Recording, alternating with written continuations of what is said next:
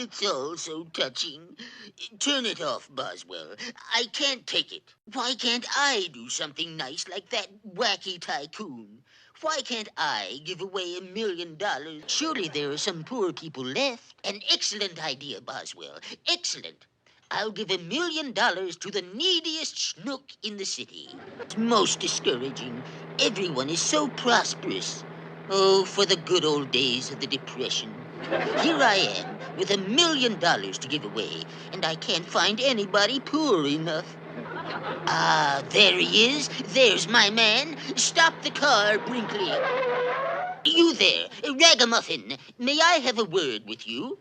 Want the dime, you unfortunate fellow? You keep it. A raffle?